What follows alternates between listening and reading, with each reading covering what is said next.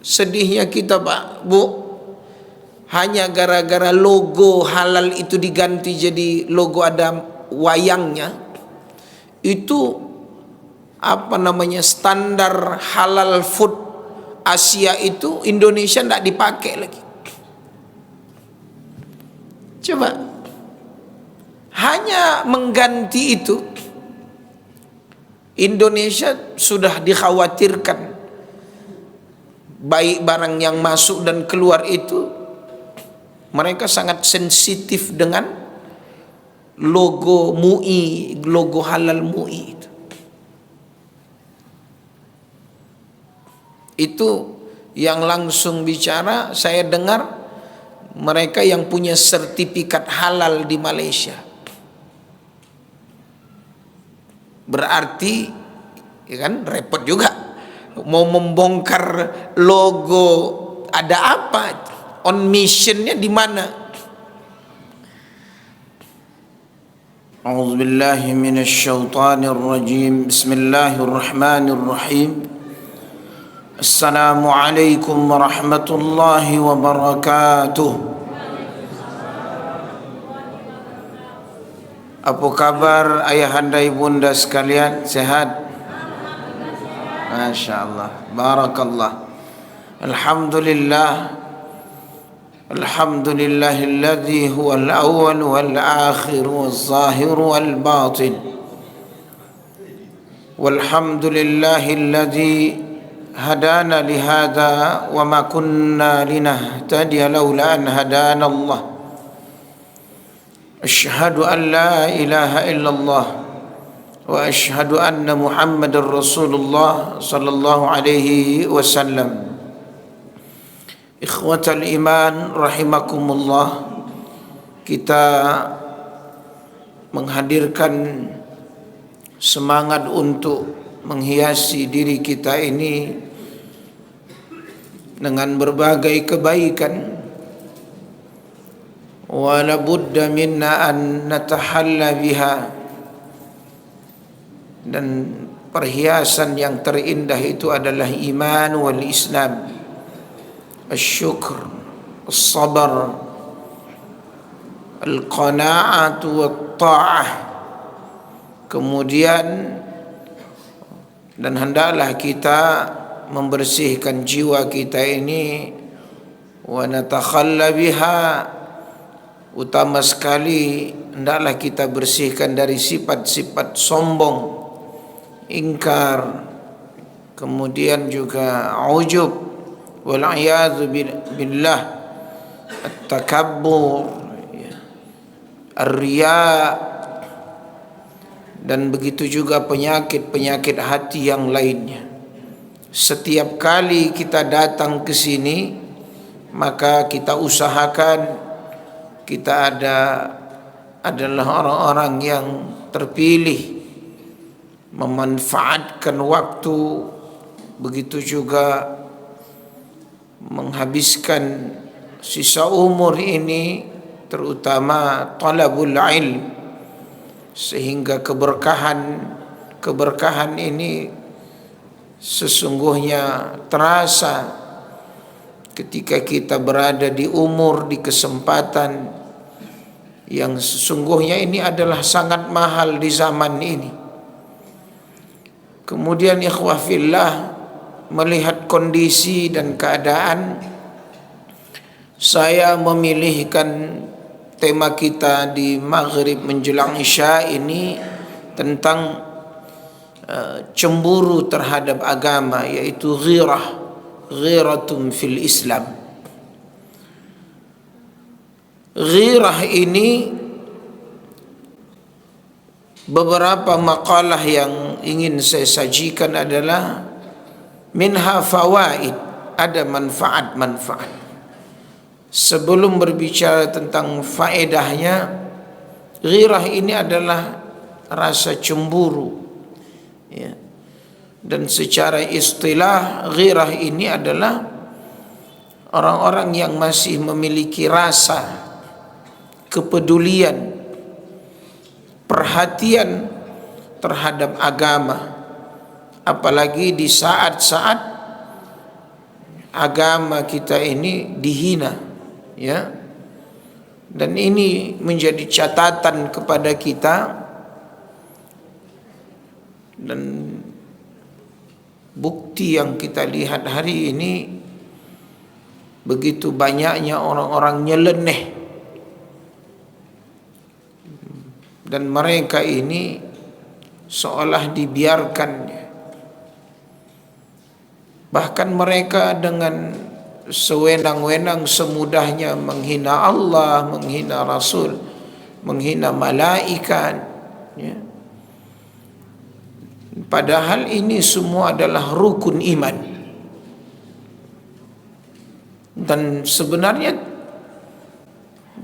jangan main-main dengan rukun iman. Artinya secara langsung mereka telah menghina Rabbuna Jalla Jalaluh, menghina Allah. Dan orang yang diam ketika agamanya dihina, itu sama kata ulama, memang sudah tanggal iman dari hatinya. Orang yang menyaksikan, bahkan ini perkataan Imam Ibnu Rajab Al-Hambali, dan Al-Imam Ibnu Rajab Al-Hambali ini menjelaskan tentang antara ghirah dengan amar ma'ruf nahi mungkar. Bahkan orang-orang yang menghina agama sekalipun tidak di depan kita, tapi kalau kabar itu sampai kepada kita dan kita diam, itu kata mereka sama halnya kemungkaran itu ada di depan mata kita.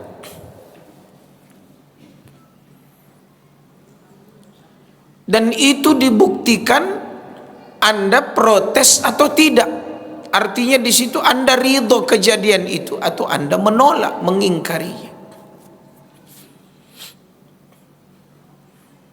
Dan ini poin yang sangat penting.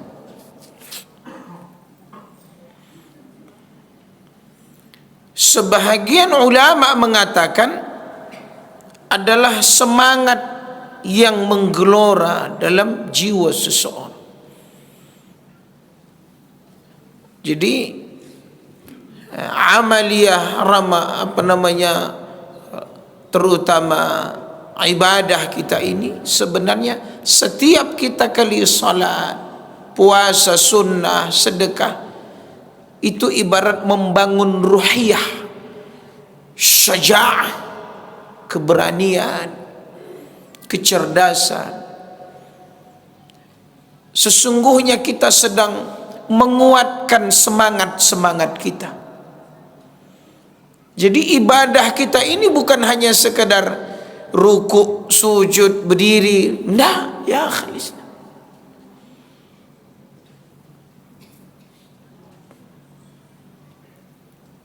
Harus memiliki semangat yang membara.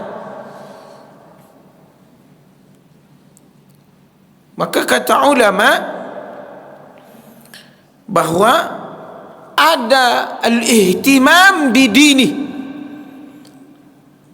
itu rasa cemburu yang mahmudah, yang terpuji, itu semangat yang membara ketika nilai-nilai ibadah yang terpatri dalam jiwa kita, yang itu menjadi cahaya penyemangat dalam hidup kita ini. Setiap kali kita ruku', sujud, berzikir, mengingat Allah, maka sesungguhnya kata ulama itu menambah semangat, penjagaan, pembelaan. Karena di situ ada disiplin, di situ ada apa? Semangat, hamasah, agar kita ini orang-orang yang memang punya izzah. Ini dahsyat sekali. Punya izzah di hadapan musuh-musuh Islam. Demi Allah saya sampaikan ini juga karena ingin bukan hanya menyenggol, menyinggung, tapi sangat benci sekali, karena bahkan dia wa jinsiyatuhum min Indonesia, tentunya karena asal negara yang datang ke Israel sana dari negara Indonesia, yang kalau di Arab itu mereka masyhur wa ma'lum, sudah menjadi sesuatu yang terkenal bahwa muslim terbanyak terbesar di dunia itu di mana? Indonesia. Dan yang sangat getol membantu terdepan mengirimkan bantuan kepada orang Palestina itu orang Indonesia. Tapi ini monyet bodat ini, nggak tahu, kayaknya bodat ini nyasar ke Indonesia ketika itu. Mungkin harusnya ini grupnya lain ini. Tapi itu yang saya masih ingat, subuh itu saya menyampaikan tema di sini tentang perang pemikiran. Jadi mereka itu bukan gratis. Mereka ini ada sponsornya. Orang-orang nyeleneh, orang-orang yang berani menyeberang khatul ahmar, kalau bahasa politiknya ini garis merah. Kalau dia sudah berani melewat itu, sebenarnya itu sudah tidak normal. Baik itu akidahnya, keimanannya, itu orang-orang budak suruhan semua. Maka saya bilang apa yang disampaikan oleh Allah, kunu qiradah, jadilah monyet.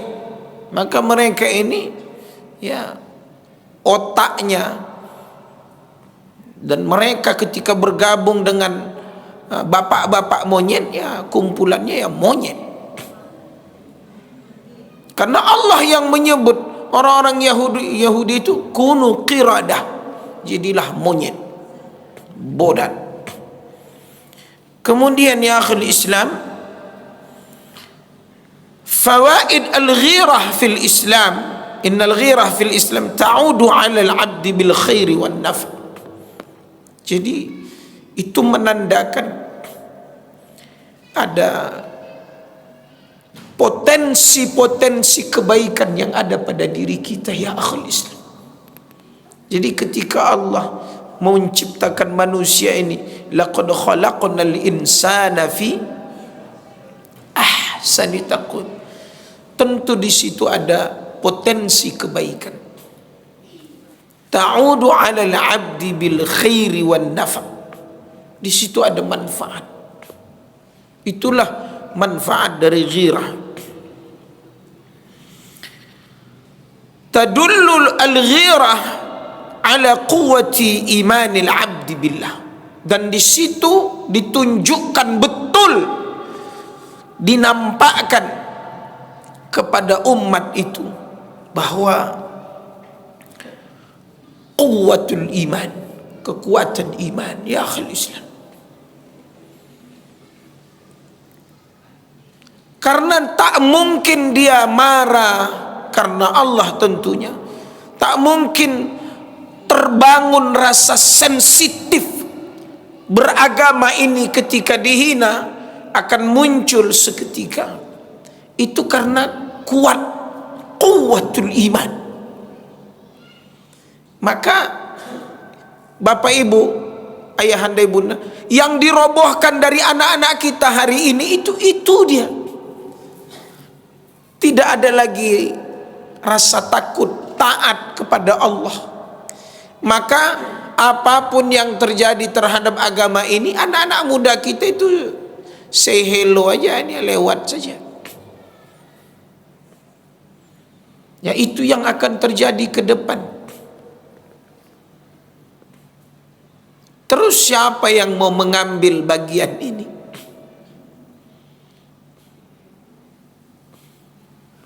Baik, ya akhul Islam. Al-ghirah sifatun minas sifatil lati yuhibbuha Allah. Jadi rasa cemburu terhadap agama ini ketika dikelola dengan baik, itu sifat yang paling dicintai oleh Allah. Al-muwalatu fillah, loyal kepada Allah. Al-bughdhu fillah, bahkan membenci juga karena Allah. Hubbu fillah, bahkan mencinta karena Allah. Maka kata ulama dalam hadis Rasulullah SAW, awsaq ural Islam, itu adalah apa? Simpul, ikatan yang terkuat dari agama ini. Maka jangan sampai lepas itu dari hati anak-anak kita, Bapak Ibu.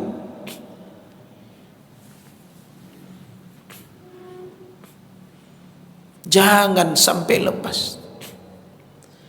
Ya, tapi kenyataannya tontonan-tontonan, pergaulan ini mengikis mereka antara yang ndak mau tahu dengan keadaan. Jadi saya bilang begini, kadang kita malu dengan terutama kehidupan para nabi, rasul dan sahabat-sahabat. Kadang ada orang hanya mengambil sisi kehidupan nabi ini hanya ibadah zikir saja, nggak apa-apa, bagus. Tapi banyak yang melupakan sisi perjuangan dakwah berdarah-darahnya nabi membela agama ini. Itu kenapa tidak disingkap? Kenapa tidak diangkat ke permukaan? Jadi kadang kenapa tidak berbicara bagaimana Rasulullah berjuang membela agama ini dengan darah dan nyawanya? Kadang hanya bicara masjid, bicara istrinya, bicara dagangnya. Sebenarnya kecemburuan yang dahsyat kepada Rasulullah itu adalah perjuangan untuk membela agama dan mendakwahkan.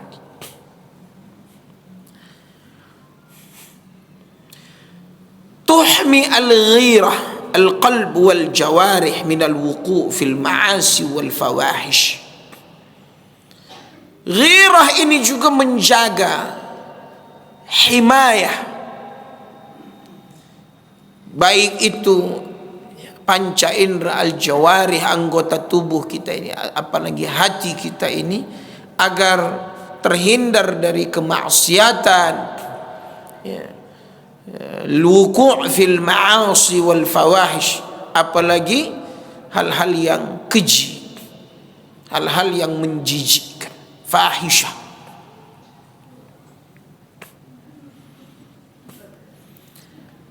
Wa akhal Islam rahimakumullah, apa asbab du'f al-ghirah fil Islam? La'alla min abrazil umur, kata beliau, apa penyebab lemahnya ghirah itu? Ini teksnya saya coba buat sendiri, bahwa yang notabene-nya di lapangan waqi'in al-yawm al-mu'asir, di zaman modern ini realitanya, kenapa layu, kenapa apatis saat agamanya dihina? Justru orang-orang nyeleneh munafik ini semakin banyak dan semakin berani.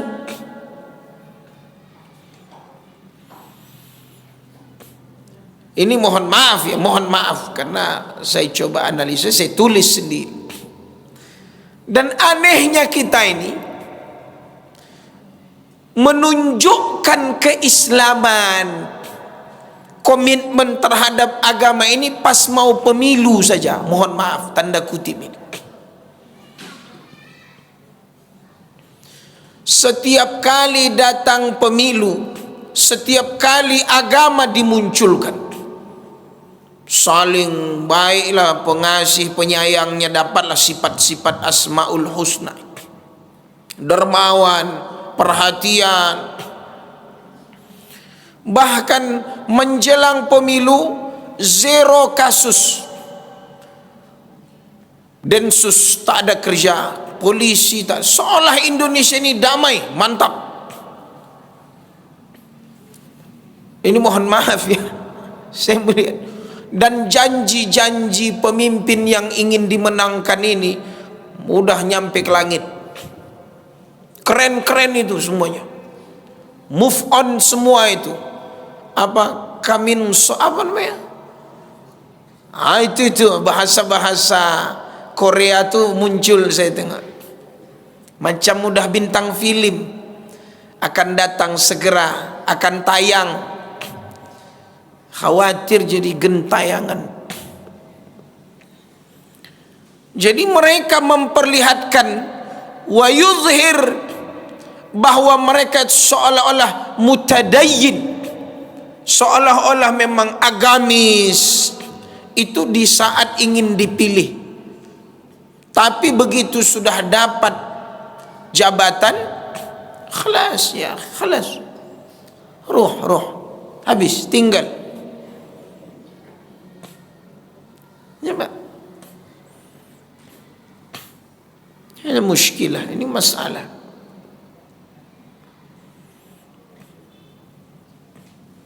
Jadi ini kita berharap pemandangan yang seperti ini, rakyat ini janganlah pula tiap 5 tahun kena bodohi mau juga. Itu yang kadang saya tengok aneh ini.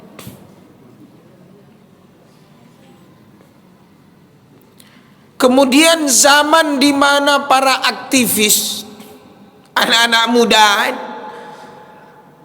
sekarang ini saya tengoklah politisasi pendidikan ini seolah ingin mengejar nilai akademik, tapi justru diam dengan 1000 bahasa. Tidak ada lagi perlawanan terhadap kebatilan-kebatilan ini. Ini ancaman yang dahsyat.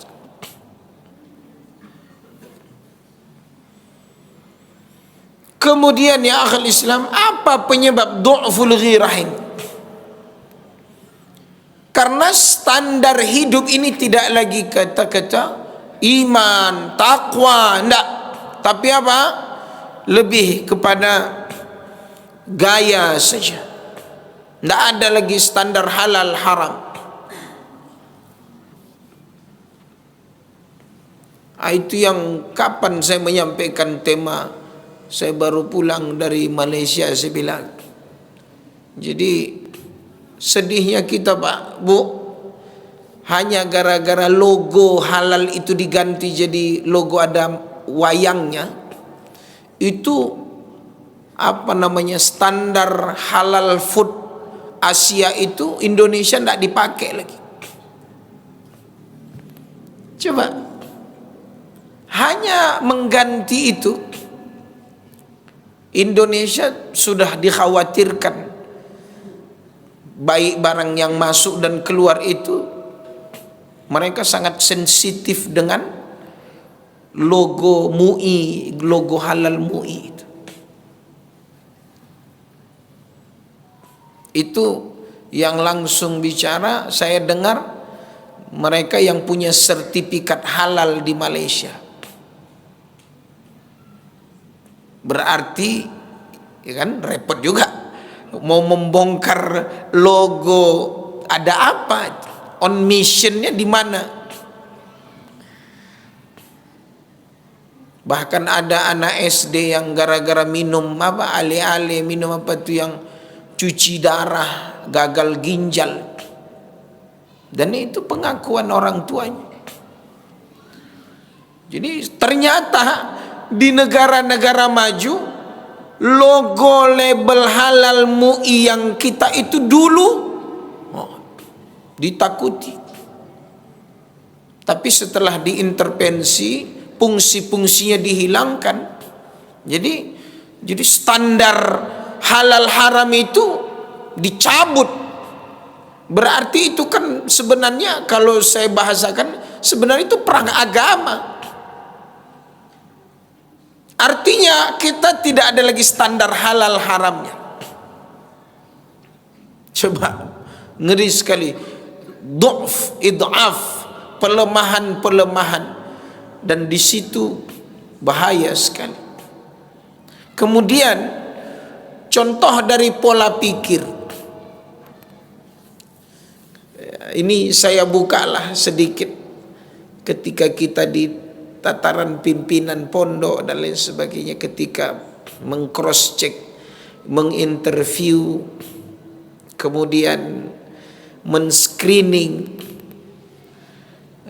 anak-anak yang tamatan pondok, yang kuliah untuk masuk di sebuah pekerjaan yang harus dia lakoni. Itu kita ajukan pertanyaan tentang keislaman, tentang mazhab, tentang perjuangan Islam, dunia pergerakan, bahkan yang hal-hal yang standar dalam keistiqomahan dia, itu masih bermasalah, Pak. Rawan. Bahkan dia kadang berani mengungkapkan hal-hal yang bertentangan dengan kita gitu. Padahal dia tahu, dengan alasan yaitu hak asasi manusia. Coba itu. Artinya dari sejak mereka SD, SMP, SMA, kuliah, itu sudah ada pencucian otak di situ.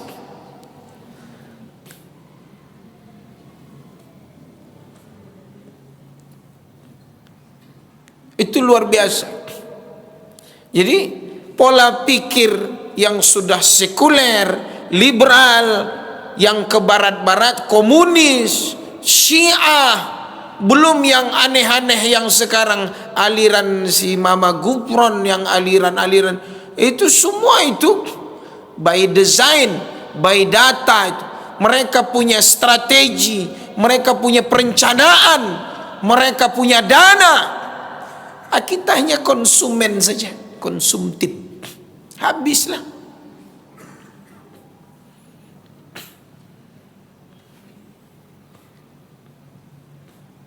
Saya bukan mau saya bilang, karena kita juga membeli buku-buku kurikulum ini.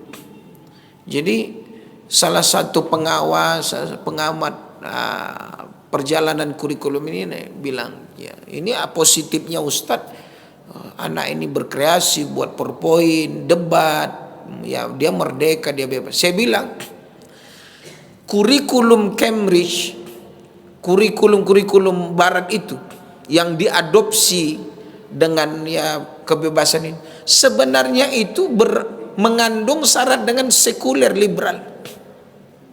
Di situ, Pak, saya ingat betul dulu kami kuliah di S2, gara-gara mendebat dosen yang sekuler aja, saya dapat nilai C.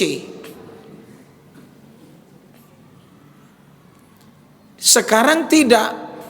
Ini dahsyatnya dibalik. Sekarang ya saya bukan mau meramal, tidak. Kita belum tahu ini seperti apa, dan kita harus positif betul. Tapi jangan salah nanti kalau Anda didebat, karena ini dibuka. Jadi berdebat, mempertahankan argumen, itu pola-pola sekuler, dan itu kurikulum barat begitu.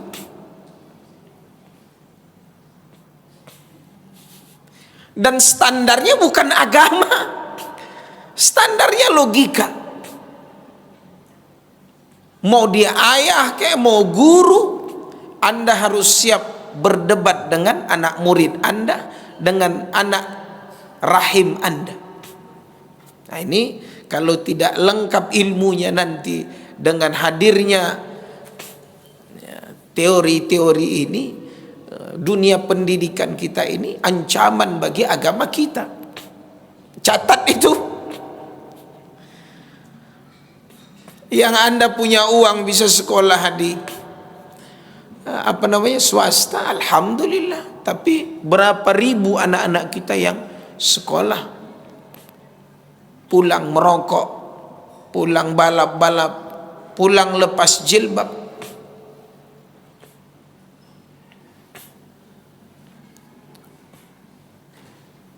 Maka saya coba katakan begini, tolong ayahanda, bapak ibu, jangan sampai kita ini kebablasan. Bagaimana menggerakkan mesin ghirah tadi yang kita miliki ini sehingga dia menjadi satu kekuatan bagi umat Islam. Pertama adalah jangan sampai anak-anak kita ini krisis identitas. Kuatkan akidahnya. Anak tidak bisa calistung, Anda tidak masalah. Tapi kata Allah kepada Luqman, wa idz qala Luqmanu libnihi wa huwa ya'idhu ya bunayya la tusyrik billah. Tapi urusan kalau anak yang harus diperhatikan itu akidah, jangan syirik. Itu adalah mabda sekolah keluarga yang harus tuntas di situ. Maka kami buat di pesantren, salah satu yang bisa membuat anak keluar itu kalau dia menyembah selain Allah, kalau dia membawa jimat, bersumpah selain Allah, itu di atas tuh Pak. Anak tidak bisa membaca, nanti ada masanya dia. Anak aktif, ya alhamdulillah, nanti diam aja salah juga. Tapi anak kalau sudah akidahnya rawan, krisis identitasnya, itu masalah besar.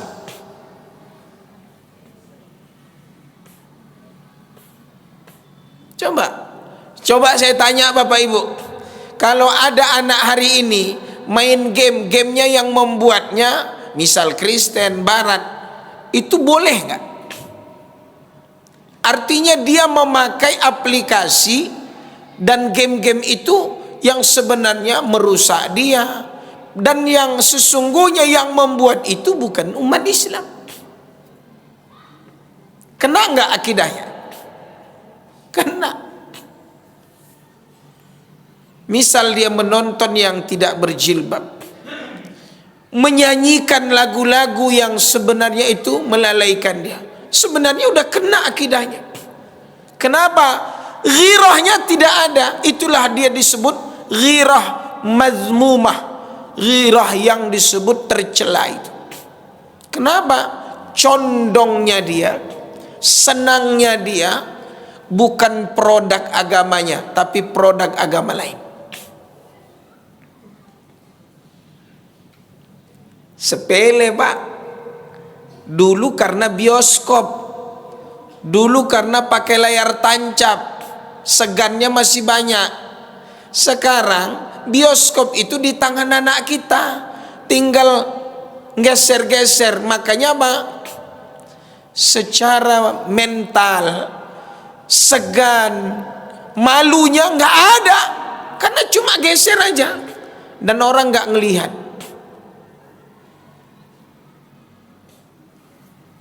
Coba. Tapi krisis identitas ini di saat kesendirian itu apa yang hilang? Sesungguhnya hilangnya dia dari pengawasan Allah. Dia tidak merasa bahwa dia diawasi Allah. Padahal itu mahal sekali.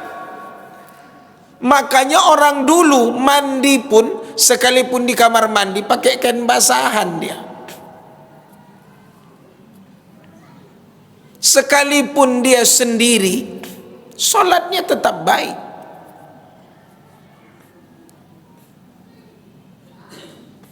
Hari ini hancur. Kenapa? Ini menganggap enteng, mudah mendapatkannya. Akses-akses yang cepat ini membentuk karakter, membentuk pribadi-pribadi yang cuek. Tidak ada ghirahnya, tak ada. Kalau kau tonton itu sekali lagi, ku pecahkan itu handphone kau tuh. Berani nak? Ayah tengok kau lagi mau nonton yang telanjang tuh, ku tokok TV itu nanti, ku bakar. Orang dulu gitu. Kalau tak sholat lagi kau nanti, jangan harap sepeda ayah jual. Itu. Coba kau tak sekolah, ambil cangkol nih, kau cari duit kau sendiri. Sekarang coba buat anak begitu, seminggu tak pulang, awak pula yang takut.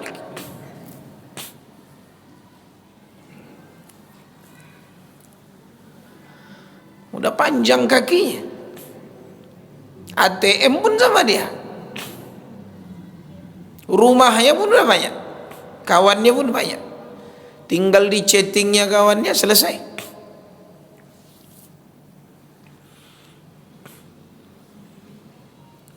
Yang ketiga, saya akan ulangi satu persatu. Ini jangan kebablasan Pak, ini masalah ghirah. Satu persatu organisasi umat Islam, afiliasi umat Islam, satu persatu itu dimusnahkan. Setidaknya nama baiknya dirusak. Coba NU ini, besok apalagi akan muncul orang-orang yang berkhianat ini, merusak rumah yang sudah dibangun itu. Dan itu bukan gratis. Untuk apa? Untuk memadamkan cahaya ghirah. Kalau begitu aku tak percaya. Salah. Padahal itu apa? Silent operation. Hati-hati. Kadang kawan duduk, kadang teman, itu on mission. Tiba-tiba dia muncul, dia buat pernyataan, dia ketemu si fulan, dia ngomong, akhirnya dia injak Al-Quran, dia hina Allah, kita pun ikut rusak. Jangan kaget ke depan. Kenapa? Target untuk memusnahkan apa? Organisasi-organisasi umat Islam. Dan itu bagian dari perang pemikiran. Kemudian apa sebab-sebab mereka coba memadamkan cahaya semangat umat Islam? Kita ini Pak, Bu, sudah terbiasa semangat keislaman ini hanya momen-momen saja. Idul Adha rame, hari raya rame, Ramadan keluar semuanya rame, walaupun sehari, 2 hari, sepekan, 2 pekan. Haji rame. Jadi kita ini ghirahnya masih ghirah apa? Panas-panas apa kata orang? Panas-panas kuku aja lah. Tak enak disebut teh ayam di masjid.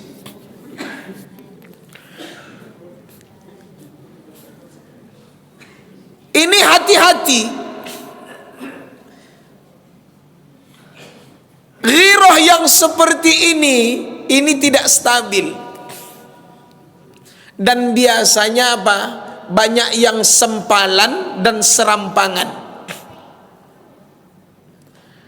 Maka dibuatlah skenario orang-orang yang langsung ngebom, orang yang membunuh, mutilasi, yang kena nanti umat Islam. Coba itu ritme mereka membuat apa? Kita ini akhirnya apa? Apatis. Seolah kita memadamkan cahaya peduli, menghilangkan semangat membela agama. Caranya begitu. Dan ini ya mohon maaf ya, ini strategi, ini perencanaan, dan itu matang sekali. Minum saya di kedai kopi, sebelum pergi masuk kerja, kumpullah datuk-datuk apa cerita langsung. Kalau pejabat terendah ini tidak bisa meyakinkan rakyatnya memilih sekian persen, kena ciduk kasus ini itu ini. Itu perencanaan. Dan akhirnya apa? Coba lihat, ini akhir endingnya. Ketika kita tidak lagi punya nyali untuk membela agama kita, yang terjadi adalah, ingat ini, yang terjadi adalah penjajahan. Mereka akan menghabisi kita, mengambil sumber daya alam kita, membuat kita ini pengangguran, ketergantungan terhadap pekerjaan. Mau makan, kalau ndak mati. Pilih mana? Kerja Anda digaji segini atau Anda dipecat. Banyak lagi yang antri. Tidak ada punya hak, yang ada hanya kewajiban. Kenapa? Bahasanya apa? Bahasanya adalah penjajahan. Maka di poin ini saya tutup bagaimana merawat ghirah ini. Satu, bagaimana kita merawat cinta kita kepada Allah. Orang yang benar cintanya kepada Allah sensitif. Yang kedua adalah jangan pernah kehilangan optimisme. Izin Allah, setiap generasi, setiap musuh pasti ada pahlawan. Allah menjaga agama ini. Setiap hebatnya para pendebat, ada Ahmad Dedan, ada Zakir Naik. Yang sekarang saya tengok ada banyak-banyak tuh, ahli-ahli kristolog, ahli-ahli sejarah, mantap-mantap, muda-muda, Masya Allah itu. Kemudian pahami makna ukhuwah. Kita ada, saya buat tulisan begini, saya tengok di media sosial, ini penutup. Ustadz-ustadz kita sekarang ini kalau udah ngomong, dia yang paling hebat, organisasi dia yang paling terkenal. Seolah kalau dikasih urusan umat ini ke dia, seolah dia bisa menyelesaikannya. Itu bongak itu, gaya itu. Maksudnya apa? Nggak bisa. Artinya apa? Kita harus bersinergi. Kita harus apa? Ada sumbangsih kita. Ada di ekonomi bagus, ada di akidah bagus, ada di politik bagus, ada di dakwah bagus, ada di obat-obatan bagus, ada di bisnis bagus. Itulah yang harus diramu dalam kehidupan umat Islam. Itulah hebatnya Rasulullah Sallallahu Alaihi Wasallam. Jadi jangan sok, ini tidak boleh, kalian tuh tidak bagus, kami yang hebat. Coba kasih dia masalah umat ini, selesai tak sama dia? Mana? Tak bisa. Artinya apa? Allah menginginkan menjalani kemenangan ini bukan begini. Sinerginya ada, saling memenuhi kehidupan ini ada, kompaknya ada, maka akan datang kejayaan dan kemenangan Islam. Ini saja. Astaghfirullahaladzim. Assalamualaikum warahmatullahi wabarakatuh.